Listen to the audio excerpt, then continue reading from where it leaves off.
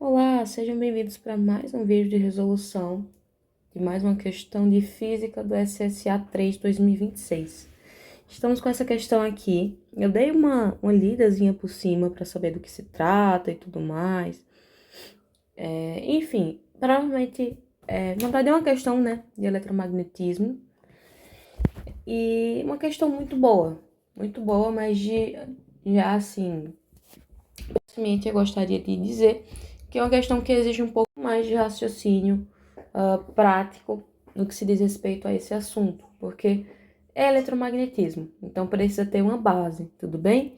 Então, se você não sabe nada de física ou então sobre esse assunto zero absoluto, seria interessante dar uma revisãozinha, né? Uma revisada aí nesse assunto especificamente, um pouquinho de corrente elétrica, um pouquinho sobre o fluxo da corrente elétrica, a relação com o eletromagnetismo, para entender e conseguir interpretar melhor essa questão. É uma questão que eu achei razoavelmente difícil, principalmente, de novo, porque eu acho que as questões fogem um pouquinho do padrão, né, do que costuma se cobrar em alguns outros vestibulares tradicionais, só que não chega a ser um absurdo de dificuldade. Então, vamos fazer uma leve interpretada aqui, principalmente para dar embasamento para aquelas pessoas que não entenderam nada da interpretação do texto. E após isso, a gente vai fazer a resolução. Desde já, se essa resolução te ajudar, eu peço que, por favor, deixa o like aqui embaixo, tá? Se quiser dar algum feedback, seja ele positivo, seja ele negativo, fiquem à vontade, certo? Essa avaliação é muito importante para entender a eficiência dos vídeos, se tá dando tudo certo, alguma crítica também, eu vou acatar com toda certeza para poder fazer aí algumas melhorias. Eu estou iniciando esse projeto justamente com o intuito de ajudar alguns estudantes e alguns vestibulandos aí que prestam vários vestibulares pelo nosso país a ter um raciocínio mais prático, tá? E desmistificar esse preconceito que às vezes temos com as matérias de naturezas, tudo bem? Então vamos lá. Ele fala assim: carregamento sem fio, também conhecido como transferência de energia sem fio, é a tecnologia que permite a uma fonte de energia transmitir energia eletromagnética para uma carga elétrica através de uma lacuna de ar, sem cabos de conexão. Essa tecnologia está atraindo uma ampla gama de aplicações por sua conveniência e melhor experiência do usuário. A figura a seguir ilustra um modelo de circuito de carga por indução composto de um espira por N igual a 10 voltas. Então, ele diz aqui que N é igual a 10 voltas e raio igual a 1 centímetro. Então, o que significa esse raio igual a 1 centímetro? Que daqui para cá a gente tem 1 centímetro. Uma chave S, um amperímetro A, então aqui é a chave S, um amperímetro A, e um resistor de 60 ohms. Então, essas informações são importantes, então eu vou dar uma grifada. O resistor aqui, o amperímetro, e aqui a chave S. A chave S se fecha em T igual a zero. Então, quando inicialmente imediatamente essa chave é fechada para poder, obviamente, ter uma passagem aí, um fluxo de elétrons e gerar essa variabilidade do campo magnético. Na verdade, a variabilidade do campo magnético que faz gerar essa corrente. Vamos entender. De módulo B e perpendicular ao plano da página. Atravessa a espira com a intensidade que varia com o tempo, conforme o gráfico. Então, o que é esse gráfico aqui? Antes que me perguntem, é um gráfico simples, representa inclusive uma função linear, uma função afim. Então, a gente sabe que esse gráfico, querendo ou não, representa uma constante de variabilidade, seja uma variabilidade que não chega a ser uma variabilidade, porque senão não seria constante, então só é um gráfico constante, tudo bem? Então, esse gráfico ele vai representar o quê? Ele vai representar o módulo de B, tá? E esse módulo de B é basicamente o campo magnético e sua variação conforme, então, o tempo, tá? E lembrando, essa variabilidade do campo magnético, que é o que o gráfico representa, né? O campo magnético vai variar conforme o tempo. Então, um campo sem uma variabilidade não iria existir, portanto, corrente elétrica. Então, a gente precisa ter uma variabilidade do fluxo, do próprio fluxo, né? Para poder surgir uma FEM, que a gente chama. Uma FEM, que a gente chama, é a força eletromotriz induzida, que é justamente essa variação de fluxo que vai aí ter a corrente elétrica, tudo bem? Então, vamos lá. Estime o valor da medida do amperímetro em T igual a 1,5 segundos. Ele me dá uma aproximação para π, então a gente já começa a pensar o porquê ele daria essa aproximação para π. Normalmente, quando ele dá essa aproximação para π, quando ele dá uma esfera, a gente já imagina que pode aí usar uma área da esfera, né? Por conveniência, e de fato, a gente vai usar a famosa lei de Faraday-Lens, né? Que é justamente para identificar a força eletromotriz que vai ser induzida, portanto, aqui nesse processo, então, de recarga, né? Mas antes de entender, de fato, a aplicabilidade, vamos dar uma revisada? Eu acho importante. Se você não precisa dessa revisada em alguns assuntos relacionados, pode pular o vídeo e ficar à vontade que após essa revisão tem a resolução de fato da questão, tudo bem? Primeiro vamos identificar o que está acontecendo nessa figura, tá? Essa figura, a gente tem um fio, tá? Enrolado em forma de círculo. Então, isso aqui é um fio, gente. Ele tá enrolado aqui em forma de um círculo, como vocês podem bem ver aqui. E isso aqui é a famosa espira, tá? Da questão, do enunciado. Esse fio, ele vai estar ligado a um resistor, né? Que a gente tem aqui, a um amperímetro, que vai medir a corrente que vai passar por aqui, né? Então, se ele vai medir a corrente, a gente tem essa variabilidade, então, de fluxo de elétrons para existir uma corrente, tudo bem? Tudo isso, gente, né? E a chave aqui que ela vai ficar automaticamente aberta, ou fechada, perdão. Porque se ficasse aberta, não ia ter essa passagem de corrente, tá? Então, ela tem que ficar fechada. E ele me diz aqui, né, que em T igual a zero, a chave vai fechar. Então, imediatamente a chave fecha. Então, isso aqui vai ficar dentro de um campo magnético invisível, tá? Isso aqui vai ficar dentro de um campo magnético invisível. E o que acontece? Se vocês perceberem, aqui não tem pilha, tá? Não tem pilha, não tem bateria, não tem. Então, a gente não tem, por exemplo, um fator que gere, portanto, uma corrente elétrica, de fato, por uma pilha ou por uma bateria. Mas mesmo assim, mesmo sem bateria, mesmo sem pilha, a gente vai ter corrente elétrica passando. Aí você vai me perguntar, provavelmente, como assim que vai passar a corrente elétrica aqui?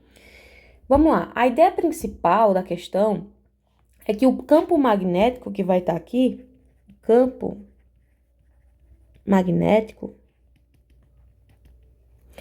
ele vai mudar. Ele muda. E como é que eu sei que ele muda? O gráfico me representa isso. O gráfico representa uma função de variabilidade do campo magnético, que é representado por B, e, portanto, T é a unidade de medida, tá? Do campo magnético, que representa aí por Tesla, tá? E a gente vai ter uma variabilidade conforme, portanto, o tempo. Então, o tempo vai passando, a gente tem uma variabilidade do campo magnético. Essa variabilidade do campo magnético gera uma corrente. Então, não necessariamente eu preciso de ter uma pilha, de ter uma bateria ali induzindo a corrente, tá? Porque lembrando, a gente tá partindo do pressuposto que você entende alguns conceitos de eletromagnetismo, tudo bem? Então, qual é a ideia principal, então, da resolução da questão e que você precisa guardar no seu coração? Quando a gente tem uma variabilidade desse campo magnético que eu disse aqui, quando eu tenho essa variabilidade do campo magnético e eu disse que ele vai mudar, ele vai empurrar os elétrons do fio, tá? Ele vai empurrar. Ele empurra os elétrons do fio. Essa resolução, como sempre, vai ficar bem longa, porque como é uma questão muito complexa no sentido de saber a aplicabilidade, não só a teoria, mas a aplicabilidade de forma mais dinâmica de você conseguir coincidir as informações e fazer a aplicabilidade interpretando a questão e aplicando, então, de fórmula aí matemática, né? Uma forma aí física para poder conseguir chegar em um resultado. Então, se vai empurrar os elétrons do fio, a partir do momento que eu empurro esses elétrons do fio, a gente vai ter vai aparecer automaticamente uma corrente elétrica, certo? E se não mudar, obviamente, se isso aqui ficasse inerte, ficasse parado, o campo magnético, a gente não teria essa corrente. Então, o importante, gente, não é ter um campo magnético. Ter um campo magnético não significa nada. O importante é ter uma variabilidade do campo magnético para gerar corrente elétrica. E é isso que a indução eletromagnética, o carregamento aí induzido faz com que seja aí, gere uma recarga ali do aparelho, tudo bem? E uma coisa que é muito importante, de fato, é que, sobretudo, vou fazer uma analogia sem usar essa metodologia física. Vamos supor que você tem aí R$1.000 no banco. No banco ali, sem levar em consideração poupança e nem outra fonte de rendimento, tá? Desse valor agregado que vai estar ali depositado no banco.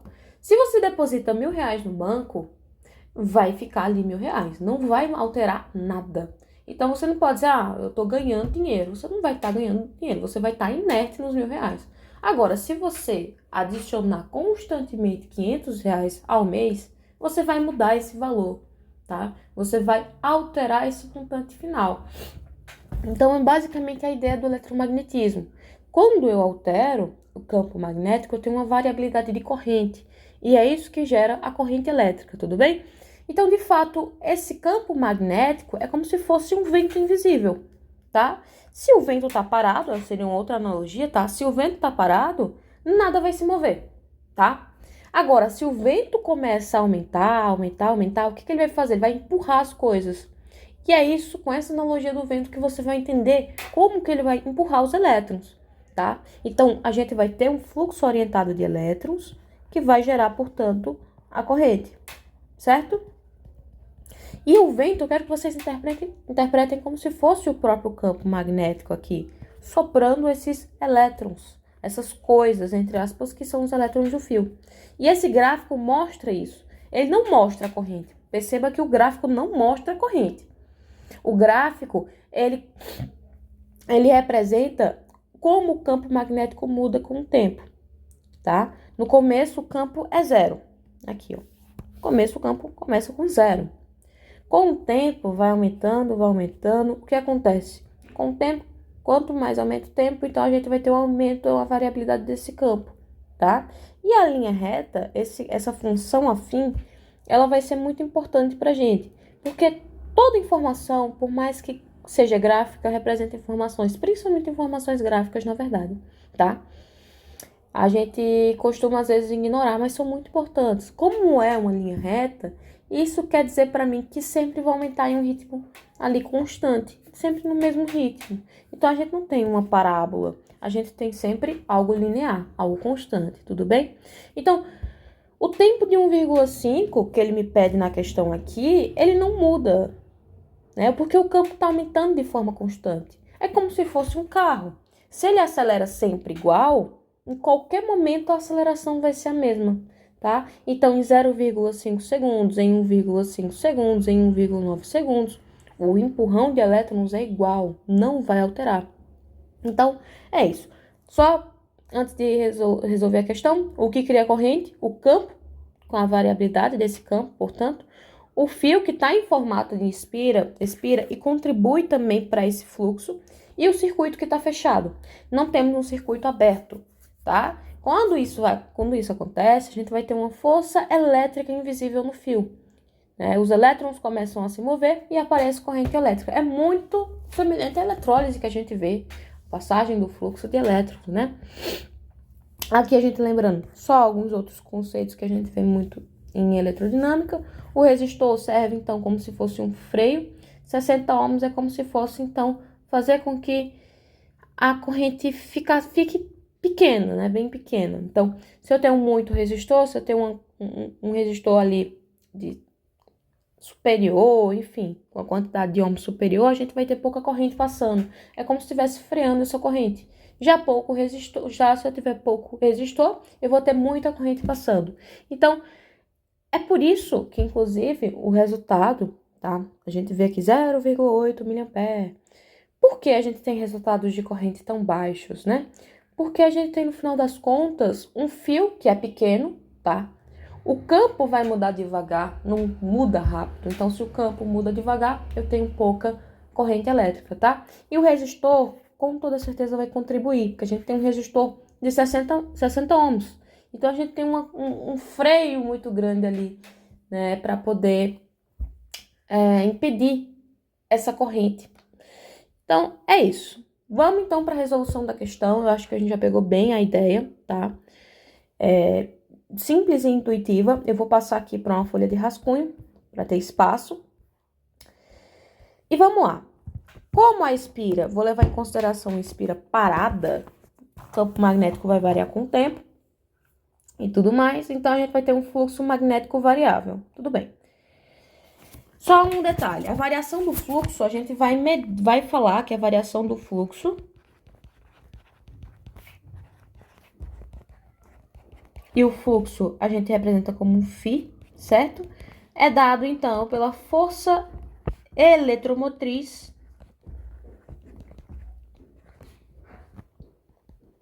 induzida, que é a famosa FEM, né?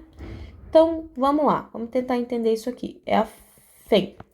Então, o que que significa isso? Que a gente, a partir dessa variação de fluxo, de passagem de elétrons, vai ter uma geração de força eletromotriz induzida, que vai aí me surgir corrente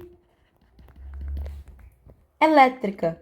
Essa corrente elétrica, ela vai ser medida pelo amperímetro. Então, importantíssimo, tá?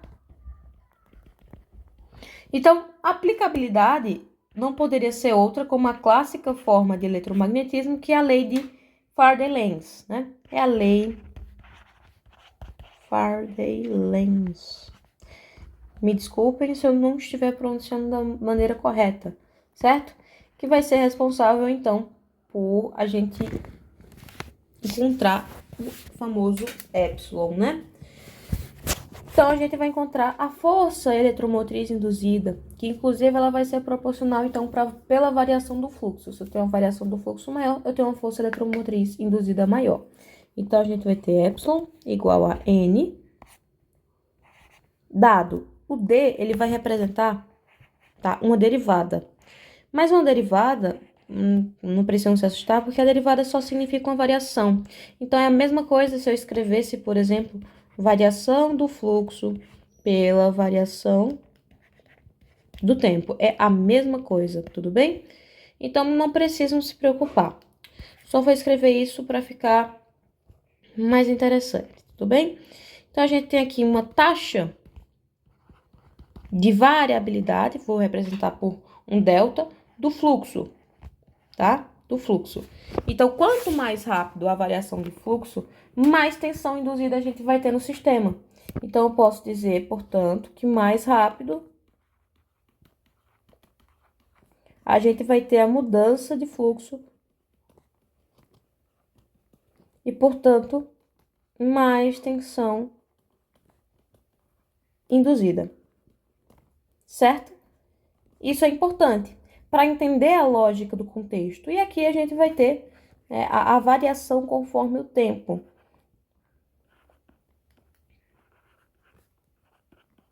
Que é justamente o que o gráfico me oferece. N representa, tá, gente, o número de voltas que aquela espira vai dar. O número de voltas, vocês lembram que era 10, né? Eram 10 voltas. Então, o número de voltas. E a lei de Lenz, para quem não lembra, ou enfim, esqueceu, ela vai ser uma forma de a gente calcular, portanto, a corrente induzida que vai surgir, na verdade, de modo a se opor à própria variação do fluxo de elétrons. Então, quando a gente faz isso, a gente vai tentar determinar principalmente o sentido da corrente, não de fato o valor, tá? Lembrando que o campo magnético parado não vai gerar nada, tá? O campo magnético vai ter que estar mudando e variando. Essa é a essência do eletromagnetismo, é entender isso de fato. Então, vamos lá. E de fato, quando a gente conseguir resolver isso, é só a gente jogar, portanto, na primeira lei de Ohm. Ah, mas a primeira lei de Ohm é U igual R vezes I. Sim, justo, mas eu estou isolando o I, que é a corrente que ele me pede, então o R passa dividindo. Então, ó, é a mesma coisa. Tudo bem? Então, até aí eu acredito que não tenham dúvidas tão exacerbadas, né? Só um detalhe para a gente entender essa equação. Pode ser que alguém tenha ficado perdido. Aqui é o número, então, de volts que a espira vai dar. Ele me disse que era igual a 10.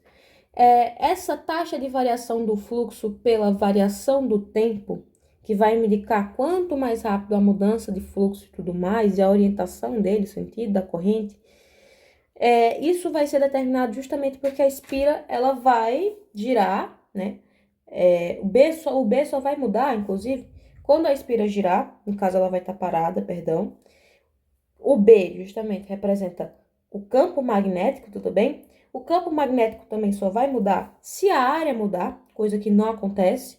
E também o campo magnético só vai mudar se o ângulo mudar. Então, só se a espira girar, não está girando, a área mudar, não está mudando, e se o ângulo mudar, e também não está mudando o ângulo. Então, eu posso dizer, então, que esse B do campo magnético, ele não vai fazer muito aqui de uma forma tão imprescindível para a gente. Então, vamos lá. O que importa pra gente, inclusive, é entender isso. Campo magnético mudando, a gente vai ter geração de corrente. Justo. Então, vamos lá. A gente vai ter o segundo passo, então, que seria calcular o fluxo magnético na espira. O fluxo magnético na espira o fluxo magnético na espira, então vai ser dado por φ. Lembra que φ representa, portanto, o fluxo. Então, φ igual B, que representa o campo que é dado em Tesla, que representa, então, a intensidade desse campo, tá? Vezes a área, isso é importante, vezes o cosseno do ângulo. O problema, gente, é que esse cosseno do ângulo não vai influenciar. Por quê? Porque ele vai estar de forma perpendicular. E, portanto, a gente sabe bem que o cosseno de zero é igual a 1. Então, eu consigo, por exemplo, anular, deixar igual a 1. Então, no final das contas, o nosso fluxo magnético vai ser representado apenas por isso aqui. Tudo bem? Então, vamos lá. Calculando, e o campo, ele me informa que o campo é perpendicular, tá? Então, a gente não vai ter cosseno. Porque o cosseno de zero é 1. Então, dito e feito, o primeiro passo seria calcular a área da espira. A área da espira, então, seria dado por um spoiler, então, do π. Quando ele me dá aqui o π, eu já consigo imaginar que a gente vai ter que calcular aí a área desse círculo, tudo bem? Que representa, então, a área da espira. Então, a área da espira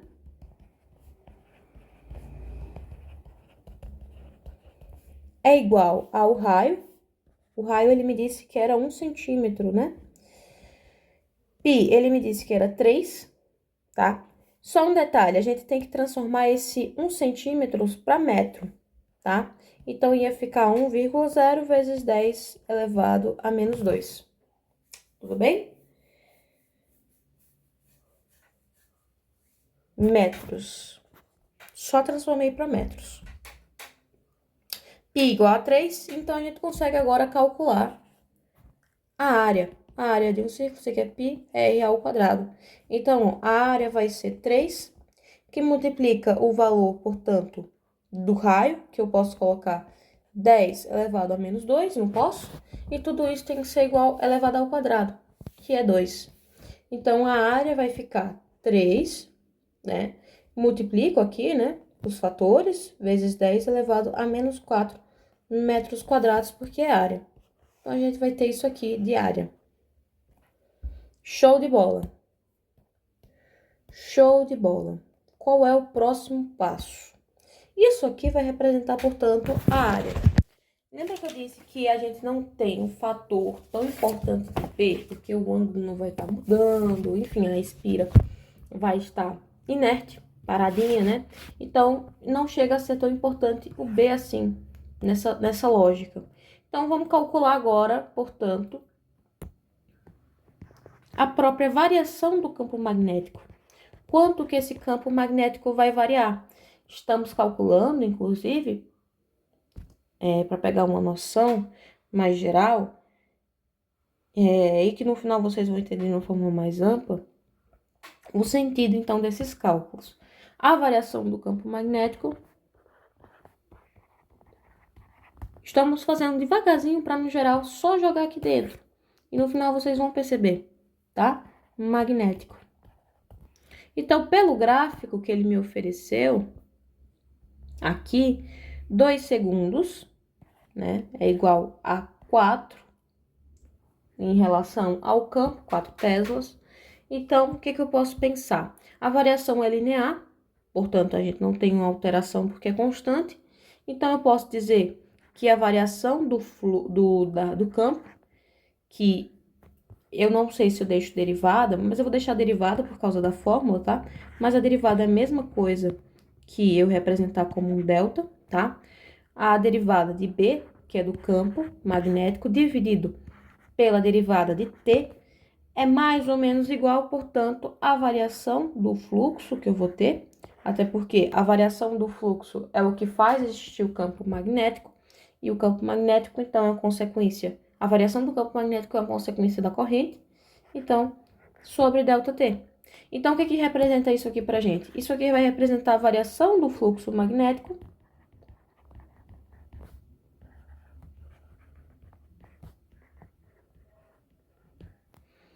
dividido pela variação do tempo. Importantíssimo. Então, se eu tenho, tá, T igual a 2 segundos e o campo igual a 4 teslas, e eu sei que é uma variação linear, então eu consigo dizer que, vou puxar para cá, a derivada de B dividido pela derivada de T, que é a mesma coisa que variação, tá? Variação do campo dividido pela variação do tempo, é igual, portanto, 4 sobre 2, que vai dar, então, 2 teslas por segundo. Isso aqui, tá? Vai representar justamente a variação do fluxo magnético pela variação do tempo. Gente, isso aqui que a gente acabou de calcular é nada mais, nada menos que isso aqui da fórmula, tá? E aí vocês vão entender no final aí a real desses cálculos, tudo bem? Eu vou dar só uma diminuída aqui.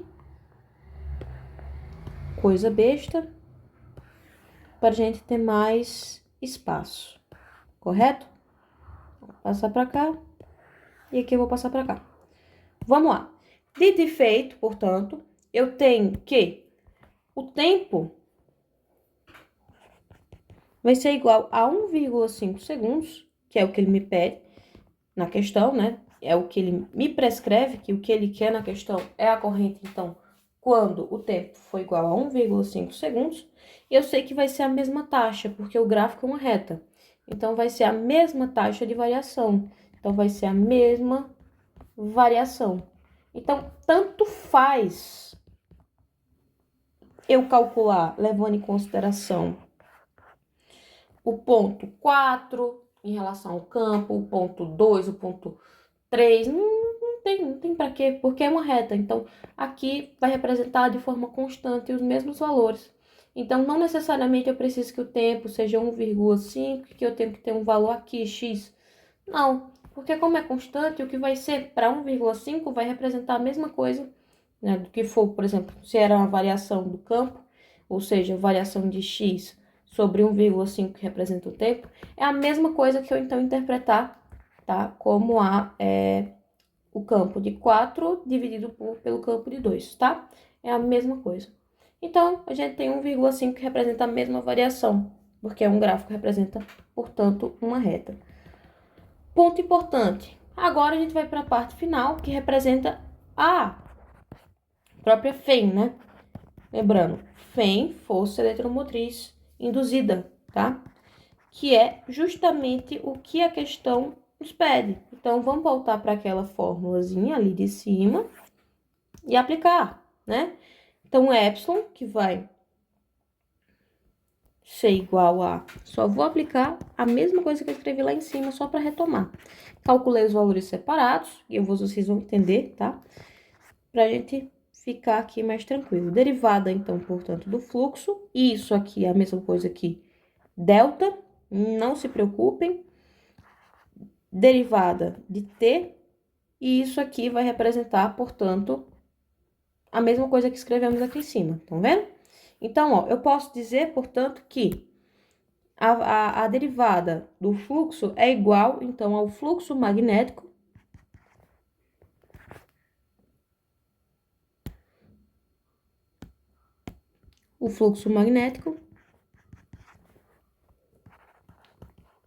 porque é o que o próprio termo tá me dizendo, é o fluxo magnético quando, ou seja, na verdade, o quanto o campo magnético atravessa a esfera, a espira, perdão. Então, a gente vai ter essa variação do fluxo magnético, que vai ser justamente quanto o campo magnético atravessa na espira ali. Então, ó, o fluxo magnético, então, vai ser igual ao quê? Epsilon igual a N, que vai representar o número de voltas, multiplicado pela área, vou explicar, vezes delta B, que é a mesma coisa, portanto, que a variação do fluxo, tá? Por delta T. O porquê? A gente acabou de fazer aqui, ó. Delta, que é a mesma coisa que derivada do fluxo sobre a variação do tempo, é a mesma coisa, portanto, que é o que a gente escreveu aqui, é a mesma coisa que eu representar a variação do campo, ou derivada, pela variação do tempo, ou então a derivada do tempo, tudo bem? E aqui a gente representou N da fórmula e D sobre dt, tá? A área vai ser importante porque a gente viu que o B, no final das contas, ele não vai se alterar, tá? Então, o B não vai se alterar, então vai ser algo constante. Então, eu posso considerar o fluxo magnético apenas como A. E A vai ser importante para entender, então, quanto que vai passar nesse intervalo, tudo bem? Então, eu vou ter o valor de epsilon igual a 10, que vai representar o número de voltas.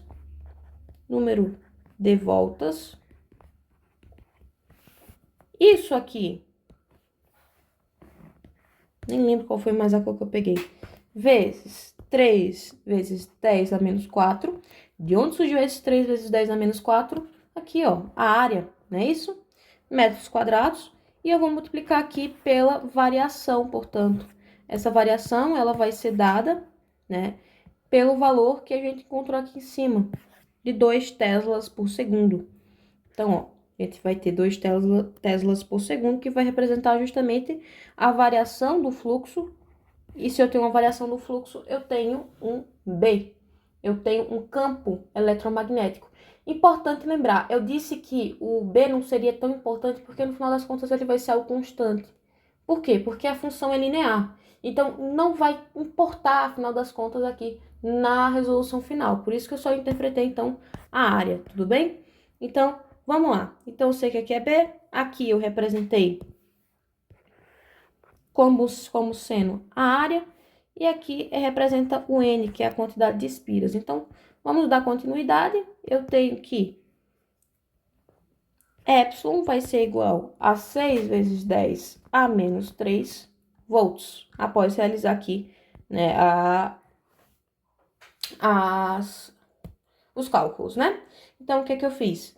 3 vezes 2 dá 6, 10 elevado a menos 4 com um 10 aqui, uma potência de 10, é como se fosse aqui 10 elevado a 1, então, eu subtraio ali, né, do expoente, uma unidade, então fica 10 elevado a menos 3 volts. Só que, e um detalhe, para quem não entendeu quem é epsilon, epsilon vai representar justamente a FEM, que é a força eletromotriz induzida. Então, isso aqui vai ser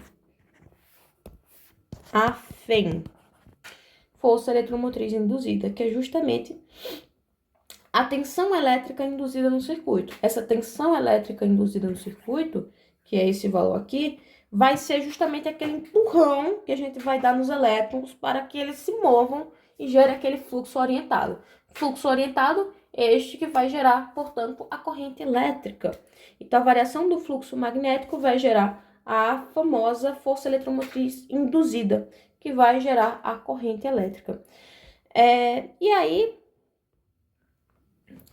no final das contas, como eu disse para vocês lá no início, é só a gente encontrar esse valor e jogar, portanto, na primeira lei de Ohm, né? Primeira lei de Ohm. Nem na segunda vai precisar. No início eu achei que poderia precisar de alguma forma, porque ele me dava alguns dados, né, que me faziam remeter a área. Então poderia ser que precisasse. Mas não, porque ele não pede nada relacionado à resistividade, ele não pede nada relacionado à resistência, ele dá resistência, mas ele não pede isso. Então a gente não teria como correlacionar nem a resistividade, nem o comprimento e nem a área ali para encontrar a corrente, já que a segunda lei de Ohm não oferece dados de corrente, né? A primeira lei seria mais intuitiva. Tem o pio, mas não pede potência, não tem dados que ofereça dados para encontrar a potência, então a gente vai para a primeira lei de Ohm. E aí, a gente considera, portanto, a primeira lei de Ohm. Lembra que eu disse que aqui é a Fem? A Fem representa, portanto, o empurrão de elétrons. Quem que realizou o empurrão de elétrons normalmente? Quem realiza o empurrão de elétrons, se vocês bem lembram, é a famosa DDP, não é isso? Que é representado, portanto, na primeira lei de Ohm, U igual a R vezes I, né? Então, essa DDP é justamente a Fem. Vocês estão vendo como uma coisa se correlaciona com a outra? Então, eu posso muito bem jogar na primeira lei de Ohm horas. Se eu quero saber quem é I, eu vou isolar o I. O R está multiplicando, já sei que vai passar dividindo, então eu coloco um R aqui embaixo. E a famosa DDP. A DDP do sistema, que é a famosa força eletromotriz induzida, vai ser, portanto, dada por, que é a Fem, né? 6 vezes 10 elevado a menos 3, dividido pela resistência final, que é 60 ohms, né? Isso aqui vai dar 1 vezes 10 elevado a menos 4. Opa, 1 vezes 10 elevado a menos 4 é a minha resposta. A minha resposta, mas não tem nada disso aqui, né? Obviamente, claro que não tem nada envolvendo, aqui já é outro cálculo. Porque a gente sabe que 1 miliampere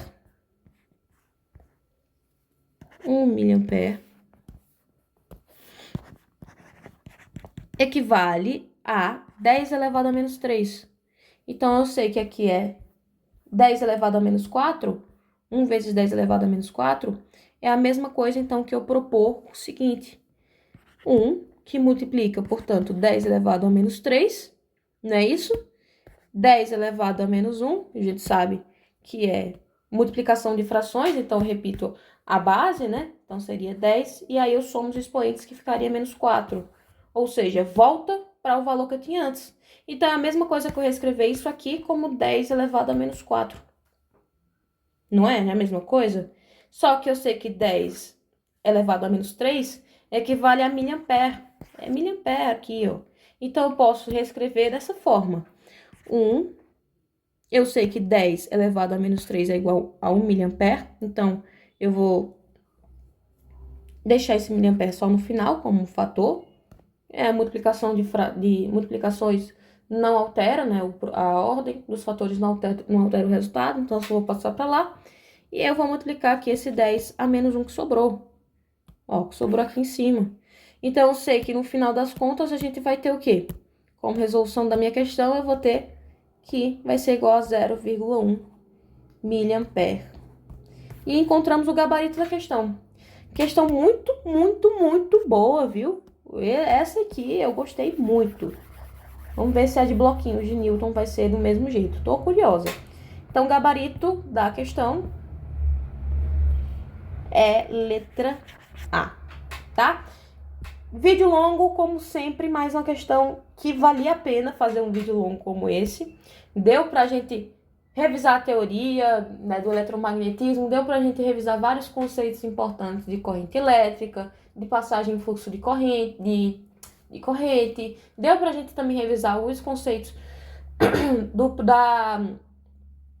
não só do eletromagnetismo, como também de outros conceitos da física que envolvem essa parte de corrente elétrica, né, como a eletrodinâmica. Então, eu acho que foi bem interessante esse vídeo. Então, questão muito bacana, 40 minutos de vídeo. Coloca aí no 2 vezes 2, que é show de bola. Então, até o próximo vídeo.